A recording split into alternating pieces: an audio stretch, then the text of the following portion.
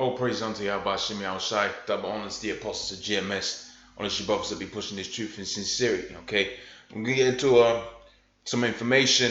Okay, as you can see from the title, a new world of fear and control war is coming to the earth, man.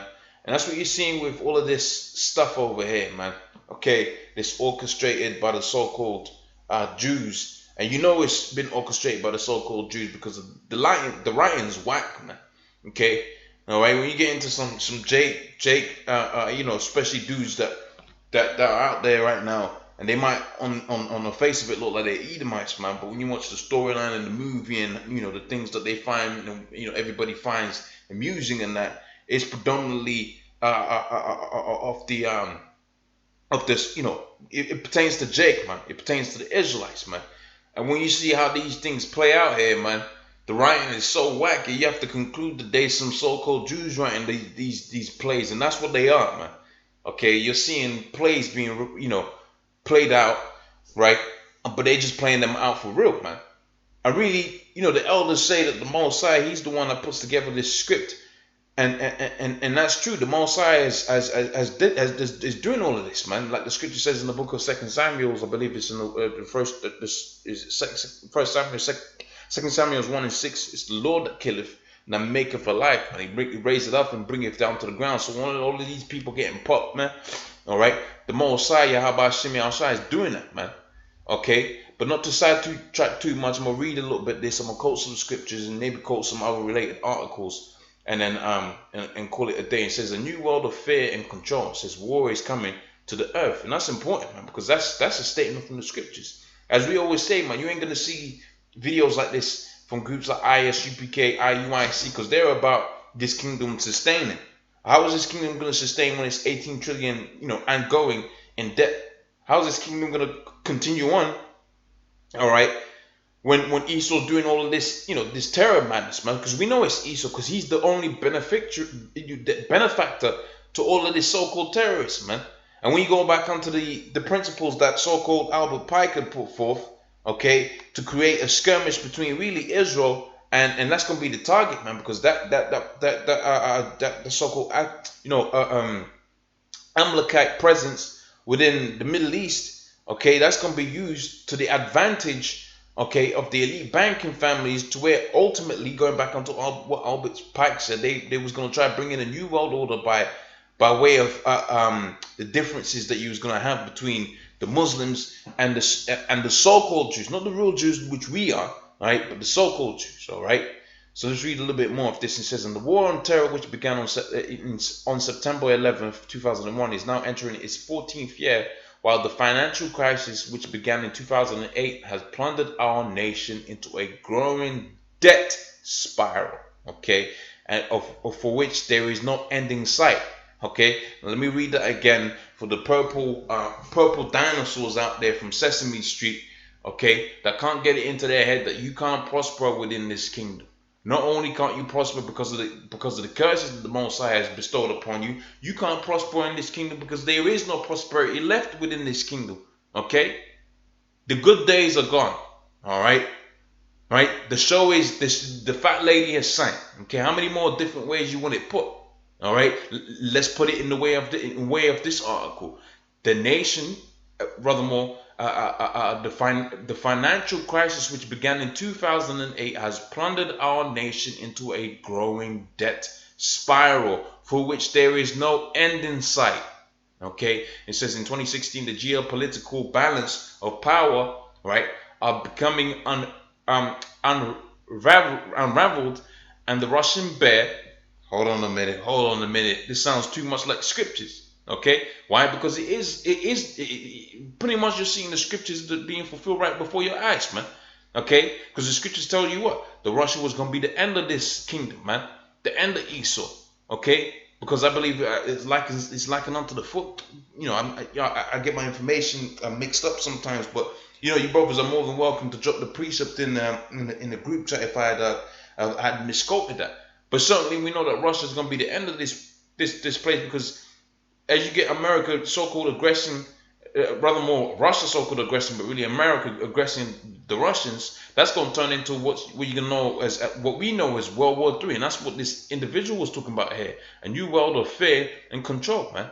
Okay, and they're gonna use all of they're gonna use all of them different fear tactics, all right, that they've had from all over the place, all right, to bring forth the chip, to bring forth martial law. But ultimately, they're gonna try implement this so-called new world order. The only thing is that the Most High really is the one ushering in His new world order. Thus saith the scriptures in the book of Daniel, the second chapter on the 44th verse. And in the days of these kings shall the Most High set up a kingdom which shall not be destroyed. And in the days of what kings? They lead banking families, man. Okay, because they're the kings upon the earth. Okay, I believe the quote goes, and Elder Gabbard gets into this quote. It is that you got kings and they deal with gold. Okay, you got noblemen, they deal with silver. Okay, and you got slaves, everybody else. Okay, who deal in debt. Okay, and this financial crisis is all about what? It's all about debt, the debt spiral. All right, and they're gonna use that debt spiral, which the vast majority of the people are dealing with that debt, mortgages, car loans, whatever. Okay, they're gonna use all of that debt chaos, all right, to try usher in their so-called new world order. All right, so you got all of these things happening in parallel: the collapse of the dollar, okay, riots, all right, the war with Russia. All of that's going to bring forth the most chaotic period of time that anybody's ever seen. And the scripture says it's going to be the time of Jacob's trouble. Because guess what? It ain't going to be just you going into, like you had it to where we had times of trouble before. So the Babylonians might come over, but they will take us into their own land. And then you serve hardcore slavery. But then after a while, the Babylonians will see you, exhaling, and they start treating you all right, man. All right, you become a house nigga. That's what the scripture says. As Jacob become a homeborn slave, man. Has Jacob become a house nigga? Okay, he's supposed to be a king, but he's satisfied being a house nigga. Okay, but this time you ain't gonna have it to just where some nation comes up over you. You're gonna have it to where you're gonna have a nation come up over you. You're gonna have riots and sedition among people, and you're gonna have a global economic collapse. A global economic collapse. There ain't gonna be no safe haven. You got dudes out there that are gonna want to run to this country or that country. There ain't gonna be no financial safe haven that you're gonna be able to run to. Okay, and you ain't gonna be running away from the missiles. All right. If the Most High sees it fit for you to be hit by one of them missiles, man. Okay? So it says 2016, the geopolitical balance of powers are becoming unraveled, and the Russian bear has awoken from his habitation. Now, what scripture comes to mind? The Most High shall put hooks within thy jaws. Okay? And it's going to bring you forth out. So the Russian bear being awoken, hey, you might as well just written the scripture right in there, man. Okay, it says, and while in the West, the majority of the people continue sleeping. Wait, hold on a minute. That sounds more like scripture as well. That's because it damn near is scriptures, man. Because the scripture says what? Right? In the book of 1 Thessalonians, the 5th chapter, right? They're going to be eating. They're going to be good. They're going to feel nice. Because why? Because you're in this period of time where you go basically next to 0% interest on your loan. So you're going to think yourself to be in good case, as the scripture says. I'm going to buy this car. I'm going to buy this house. All right, we're going to do this. We're going to go on holiday there. But that debt spiral, okay, is just going to go boom, man. And suddenly it's going to go boom, man. And that's the beauty of these scriptures, man, because you don't know when with the day of the Lord is going to be, man. That's why you're going to be constantly on point, constantly enduring, man. And you got it to where you got great examples in the apostles that have been doing that, right, for decades. Right? They've been doing that for decades and they're still on fire, man. Now you talk about the men of the Lord, man. Hey, those are the men of the Lord right there, man. And it says this article shall explore the various elements of the coming crisis, and which shall be upon all of us, all right, soon enough. It says the Holy Scriptures disclaim, so they're gonna try to go into the scriptures. If the foundations be destroyed, right, what can the righteous do? All right, it says a new world of fear and control. It says in the beginning of the century, the nation states in the West, for the first time in history, declared war on an idea called terrorism. And that's important because it is an idea, okay? Because it's not a war against the nation or against the individuals or this, that, and the third. Okay, it's an idea of terrorism. Okay, which means it can fulfill whatever description that they want it to fulfill. And I say that because that's important, because when you go into the book of Mark, the 13th chapter, it tells you that some of the men of the Lord is going to be put into them prisons, man. Now they're going to need to make, for the time being, they're going to have to make that look justifiable by their lords, man. I mean, there's going to come a time when they're just going to throw whoever they want in them prisons and amidst the guillotines or whatever. Okay, but that's where this idea called terrorism comes into place. It says in late 2001, the US and their allies in NATO began a series of military campaigns to defeat the terrorists, to destroy the ideology of terrorism. It says, of course, a war against an idea can never be actually won. All right, and that's another important things to say, because again, that links in with the scriptures, because the scripture says what? He shall be a man, all right, that ain't gonna stay, that's not gonna keep at home, man. So if you have a war against an idea, that idea could be wherever you want, wherever your lust desire, wherever your lusts take, man. If you desire to be in Iran, you can say, hey, the terrorists are over there. You go over there. If you desire to be in Syria, hey, the terrorists are in Syria. Let's go over there. Hell, you can create the idea, you can create the terrorists, and you can place them there so it can look justifiable. Okay, and that's how these elite banking families work, man. All right, it says the consistent with this thesis is the fact that at the time of this writing, the never-ending war on terror are entering into their 14th year. It says what has ended up, however, an unfortunate but necessary sacrifice in war against a great enemy, as terrorism is the freedom within the United States. So your so-called freedoms are being taken away, and that's where the scripture in the book of 2 Ezra, the 15th chapter, comes into play, where it says a man shall desire to go into a city. Ultimately, that's what it's going to come to, man. You're going to go to this state, and you got a military, stopping you, from doing whatever, man, because they got economic crisis, people were rioting and looting, all right, so they have to deploy the army, man. Okay, it says Americans can be detained indefinitely without charges and any due process of law simply by virtue of being identified as a suspect member of us or a supporter of terrorists.